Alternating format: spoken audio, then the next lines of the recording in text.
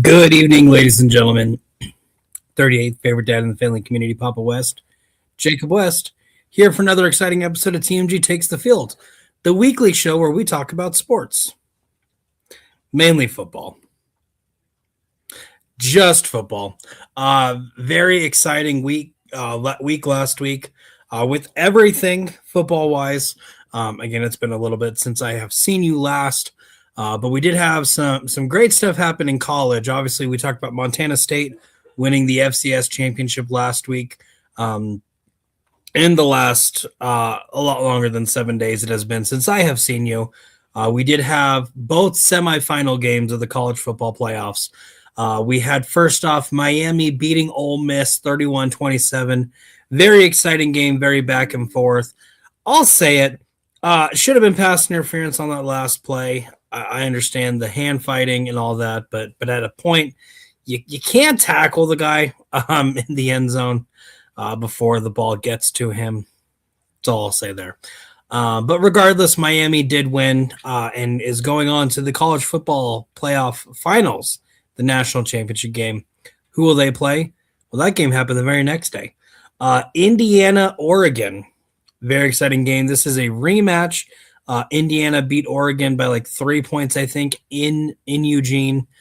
So a lot of conversation there. It's hard to beat a team twice. But hey, this one's at a neutral site. And it was a game. Indiana with the slaughtering is the best way to say it. 56-22. Never at any point was that game close. So Fernando Mendoza, Kurt Signetti continue this marvelous run as our national championship is set. This upcoming Monday, Indiana versus Miami, a team who has not been there in close to 25 years, 24 years. It's been a while versus a team who I don't think has ever actually been there. If they have, it's been 40, 50 plus years, a long time. And no SEC team. Interesting what happens when an NIL is a thing. Other big news happening in college football. Dylan Raiola, at one point the number one recruit, played 2 years at Nebraska, did finish last season with a really bad knee injury, has hit the transfer portal, has committed to Oregon. With other news, Oregon already had a quarterback, Dante Moore. A lot of conversation if he'll go to the NFL or if he'll stay. And then rather than probably playing for the Raiders or the Jets, Dante Moore is also staying in Oregon. So some interesting news there. We'll do a deeper dive into the actual transfer portal, kind of talk about where some star players went. But that was just kind of some big news. Oregon, two great quarterback recruits at least, Dante Moore and Dylan Raiola. Obviously, Dylan's probably going to sit out all year as he recovers from his knee injury. Red shirt and still have 2 more years there after Dante Moore leaves. But that was college football. Now we'll get into the real meat and potatoes of what football is. And if you're going to have meat and potatoes, actually, and if you're going to have a good steak, you got to have a tato on the side. Tato, how's it going? Hey, doing good. Good to be back. Did I just call myself a steak? Is that how that analogy worked out? Maybe. Okay. Well, however it went, however you want to take it. Great week last week. Every game but one was close. Every game but two ended in a one score. I was going to say one score the whole time, but no. One game was a blowout, and then a team came back and won. It's crazy. We did have on Saturday, the Rams beat the Panthers 34-31. And then that evening game, the Bears getting the win against the Packers, 31-27. Tato, there was one point where I had a message typed up to you, and I did not send that message. And it was very smart that I did not send that message because it was very negative on the Bears, and they turned it around. On Sunday, again, very exciting games happening. The Bills beat the Jaguars 27-24. 49ers and Eagles, that game happened. 49ers got the win 23-19. I'll say that. It would have been great if that score happened in the Chargers-Eagles game because that was the Monsters Inc. game. But at least it happened at one point this year. And then Sunday night, the Patriots did beat the Chargers 16-3. And then Monday night, the Texans beat the Steelers 30-6. So that's how our playoffs went. A lot of news as far as coaching went. Last time we talked, I believe there was 5 vacancies. We'll go with that. 2 more big ones announced. Obviously, we had Dable and Callahan of the Giants and Titans being let go in the middle of the season. We did also have the Browns letting go of Kevin Stefanski, the Falcons letting go of Raheem Morris, the Cardinals letting go of Jonathan Gannon, and then the Dolphins getting rid of Mike McDaniels. All we have talked about. But we had 2 giant ones happen after I've seen you last. The 2 most tenured coaches in the league, John Harbaugh. I think it's John. I always get the Harbaugh brothers confused. But whatever Harbaugh of Baltimore was let go. And if you want to hear a great interview, Steve Busciotti, just his press conference after the fact. I have been singing that song all day because that is the greatest song I have ever heard. Oh, Lordy, Mr. Busciotti.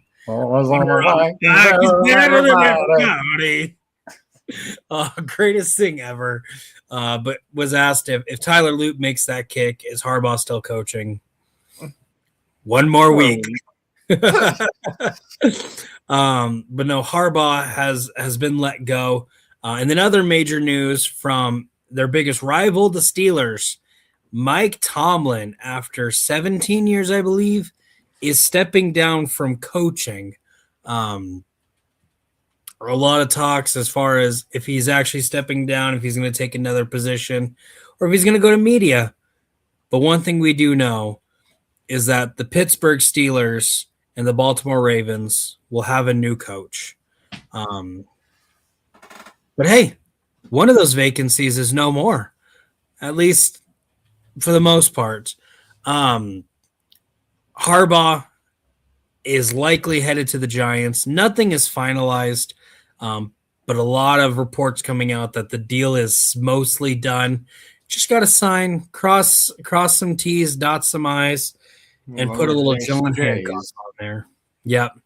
But it does look like Harbaugh will be the new coach of the New York Giants. But no, Tato, any thoughts on this previous weekend that you want to share? Yeah, we'll just go Bears first, obviously. Genuinely never lost faith for a second. One of the managers at the store I work at is a big, huge Packers dog. And after the week 16 game, he asked me, like, you were scared there for a minute, right? And I'm like, yeah, I had to admit it. There was a moment where I kind of checked out mentally on that one. But this time, I just genuinely never blunked for a minute. Like, I just knew it was going to happen. It's wild what this team has done all season to the point where a 21-point lead coming into the fourth quarter is just not safe. Or 18, what have you. It's really, really cool to see. It's just been a really fun season, especially from a Bears fan perspective. But, like, I think anyone even sitting on the outside has got to look at what they've done and be like, man, that's really cool. And just the season as a whole, a lot of tight games, a lot of crazy situations. It's one of those seasons where if you kind of forgot why you love the game, it really should have. This is why we love football. So big shout out to the season as a whole. Big shout out to the Bears season, obviously, keeping it going. And then on the coaching carousel, with the 2 bigger pieces of news that we have, I do think it is. I mean, obviously Tomlin stepping down willingly, so I don't know if I want to call that a mistake on the Steelers' part, but yeah, I don't know about letting these guys go.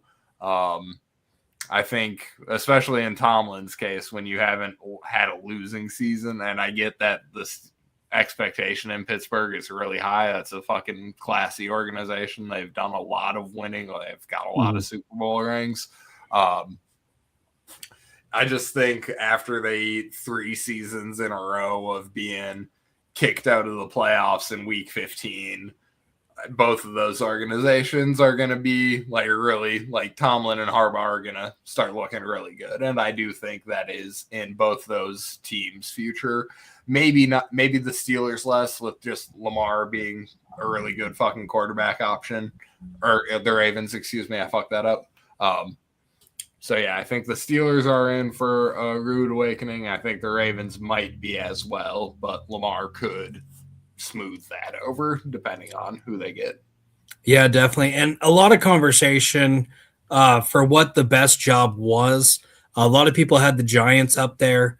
Obviously, 3 great offensive weapons. That defense had talent on there.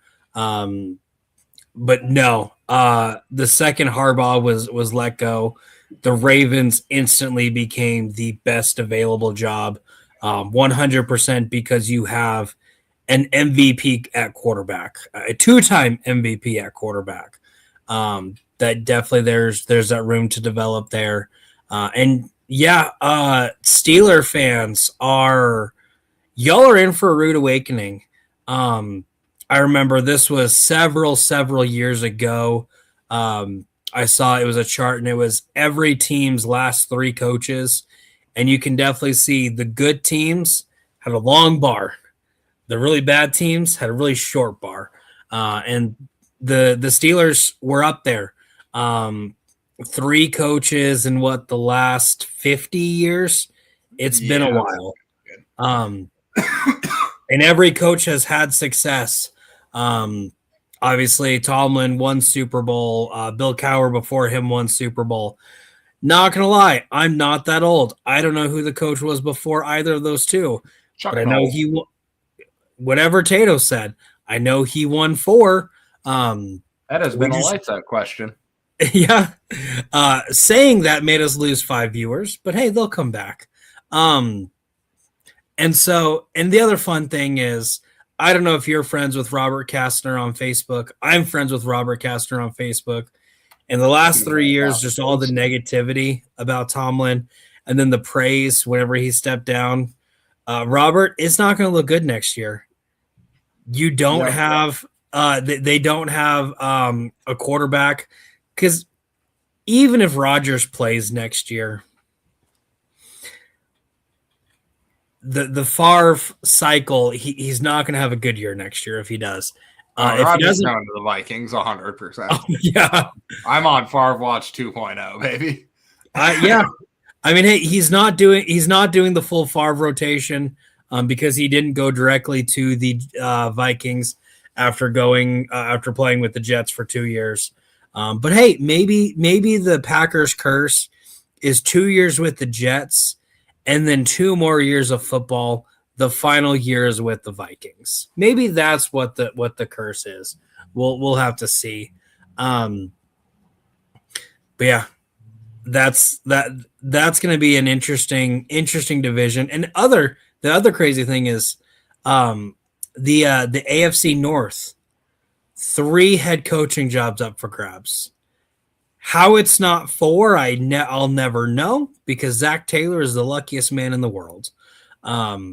But no, it's going to be very interesting, at least in the next couple of weeks, to see who gets up there, who takes these openings. But one thing that I'm going to take the next couple minutes to talk about is what I want to see with the Eagles this offseason. Tato, whenever your season comes to an end, whether that's with a loss or a win, I'm going to give you a couple minutes to say what you want your team to do. But because my team, our season's over, one thing I really wanted to do, we did. And that is make a change in offensive play calling. We did let go of Kevin Patullo. A lot of conversation on if he's going to still be with the team because Nick Sirianni is hinting at him still being on there. I didn't hate the guy.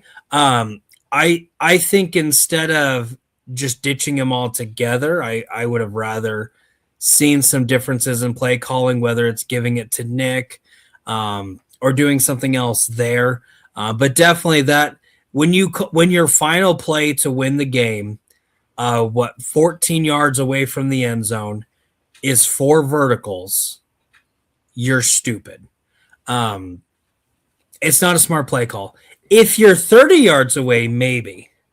When you're half that, absolutely not.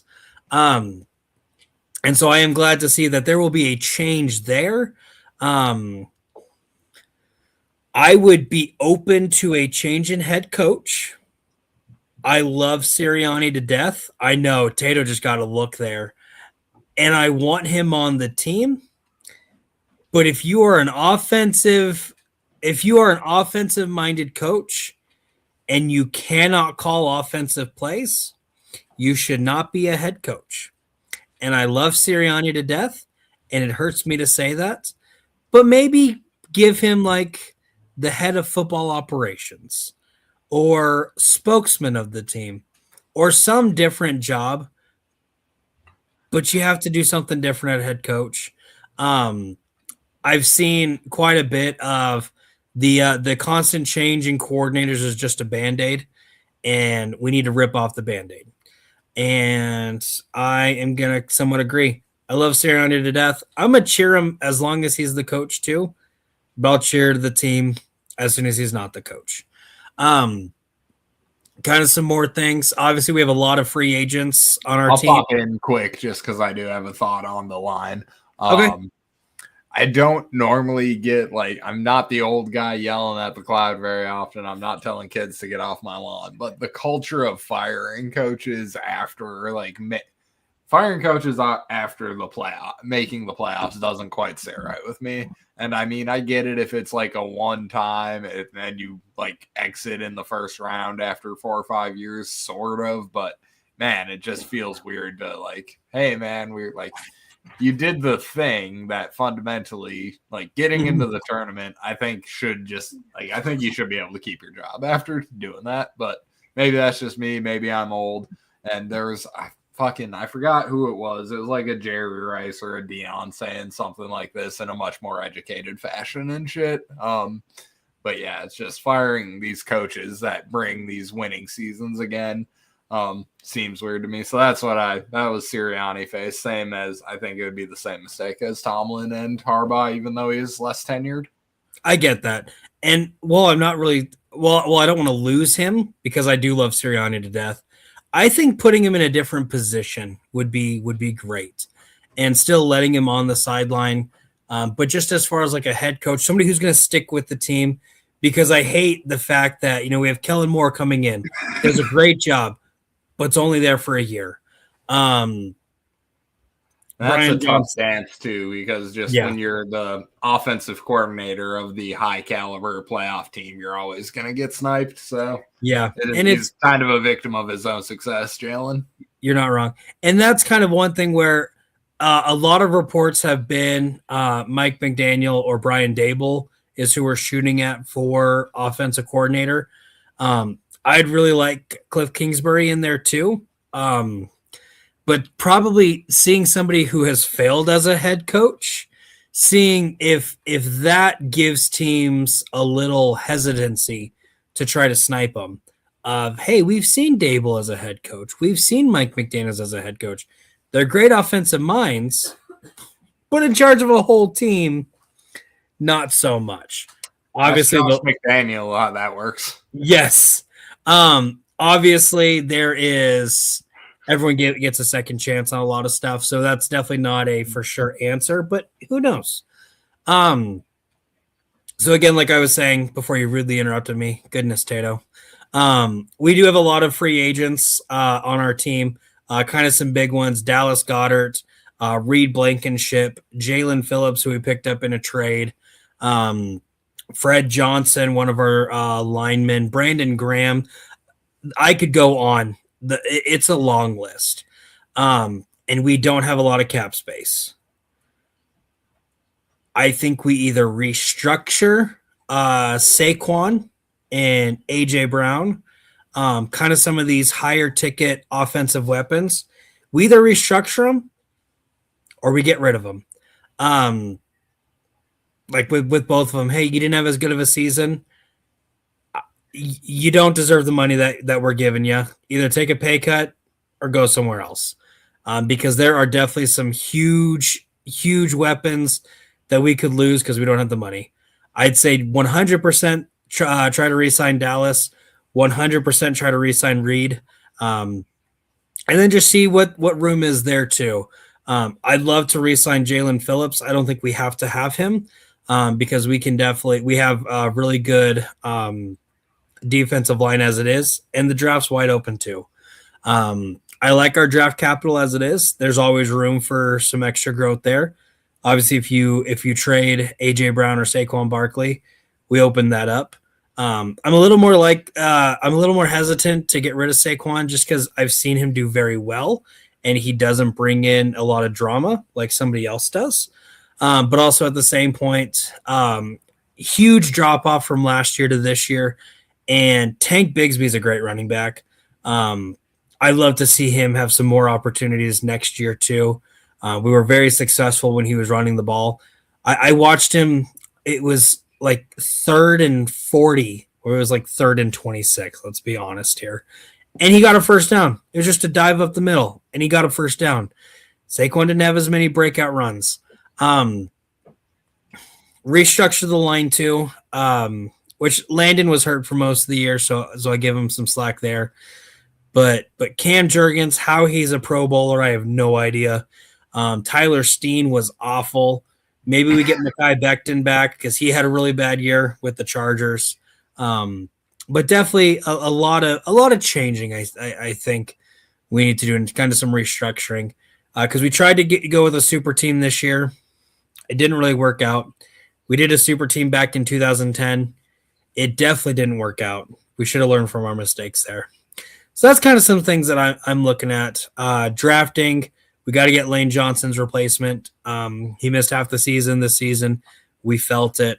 And try to get a little more depth, at least on the offensive line too, because I think there's a huge drop between our 3 key players on there and then everyone else. And we'll talk a little bit more about that in the off season and our draft special when that is. But what everyone's here for, and that's our predictions. Tato, I'm not gonna lie, I have no idea how we did last week because I don't know where my notebook is. I know you did a lot better than me because that's just how I think the Eagles might have been my only. Maybe.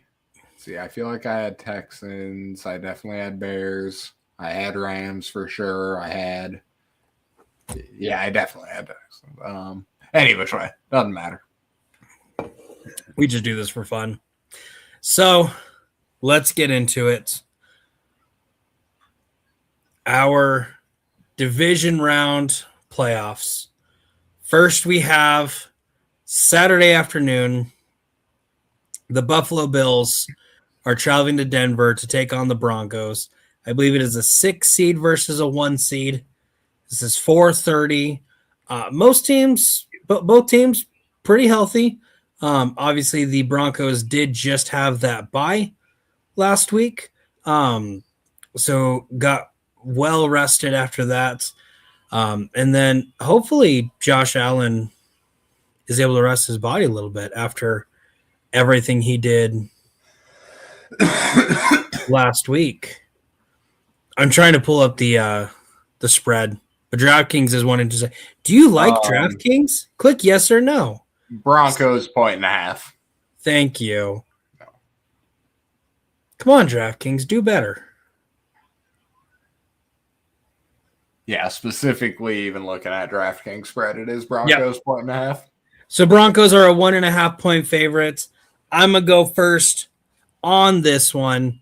And I think the Josh Allen magic ends on Saturday. And I really feel weird saying this because you know my thoughts on Bo Nix. He is trash. And And while they haven't been great this year, they still somehow managed to end number one, have one of the best records in the NFL. And that defense is scary. And I think it is going to be just too much for Josh Allen. Again, the man needs some weapons. So I think the Broncos get the win here. Tato, what's your thoughts? I think we kind of see the game going the same way, but I do have the coin ending on the other side. I think Josh Allen does get it done, gets at least to the AFC Championship game in what is kind of supposed to be his season in that on that side of the bracket. I think Josh Allen does finally overwhelm even a rested Broncos team. All right. Next, we're moving on to the 8:00 game, also on Saturday. It's a divisional matchup as the 6 seed 49ers are traveling to Seattle to take on the 1 seed Seahawks. We've seen this game twice. It is a 1-1 matchup so far. The 49ers won at home. The Seahawks won at home. It's in Seattle. Right now, the Seahawks are a 7-point favorite, but Sam Darnold injured his oblique yesterday in training, in practice. He's listed as questionable. Tato, and also have to say, because it wouldn't be an episode of TMG Takes the Field if I didn't break news of a 49ers player getting hurt, right? George Kittle did tear his Achilles against the Eagles.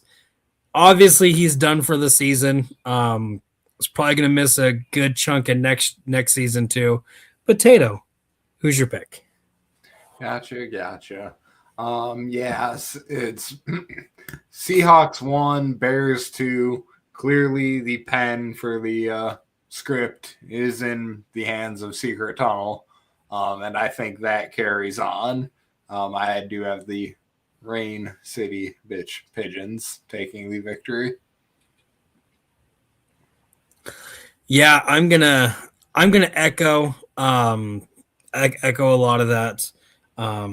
Except I'm not gonna call them what you called them. I do think the Seahawks get it done. Obviously, if Darnold doesn't play, a lot there. What? I said what? It rains. It's Rain City. I don't see what's wrong with that. I will say a lot of this rests on Sam Darnold. If he's not healthy, I don't trust Drew Lock. I think he can be electric, but I don't think he'll be able to do enough to get the win there. But I do think Darnold's able to rest up enough, be able to play at least to 75% with Seattle's defense. And their weapons on offense, I think is going to be enough. So I do have Seattle getting the win. And it's really hard to overcome losing Kittle. I realize they did it for a couple weeks this year. But in the playoffs, it's a different animal.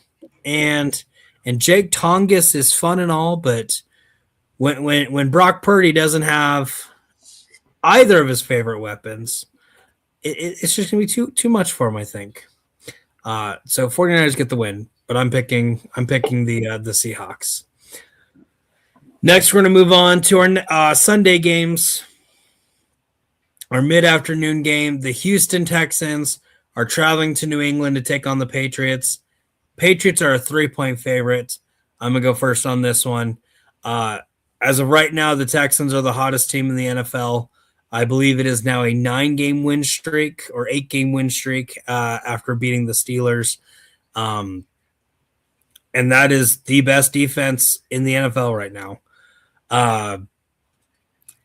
The Patriots have been pretty scary. They got to Justin Herbert Sunday night a lot more than I thought they would. Spent a lot of that game on the ground. And then you watch the introductions and see where his offensive line is ranked in each position group, and his highest ranked offensive lineman is ranked 26 out of all of, I believe it's his center or one of his guards. That's a rough offensive line. Texans don't have that great of a line, And so I do think it's gonna be feisty. But I have the Texans getting the upset. Tato, what do you say? This for me is the hardest game of the week. Yep. It is. I mean, it's that game. It is the unstoppable force versus the immovable object, and I guess since I'm already being an old ass man with the coaching theories, I will say defense gets it done. I'll take the Texans. They both have defenses, though. Your logic is not sound. All right. And our final game in this divisional round of the playoffs, it's a 4:30 game or 6:30 because of time changes. So no true Sunday night game. But we do have the Rams traveling to Chicago to take on the Bears. And this is an interesting one. The Rams are a 4.5-point favorites. So Tato, who gets your pick? Yeah, I love it. I would rather the Bears be the dogs. It's the story. It's the story this season. It is, man. It's starting to feel like destiny. Yeah, I got the Bears. Real quick, cold. Rams have not played a game under 45 degrees. I was going to ask, what's the temperature looking like down there? Cold. Yeah. One of the guys on Rich Eisen was like, the Rams have never played in the cold. Well, yeah, they have. I mean, they're grown men. They've been playing for years. But still, I went to LA for 3 days, man. And it's not cold down there. It changed me. Yeah. I came back, and that was in the middle of September. It was still 40 out here, and I was effed for like a couple weeks.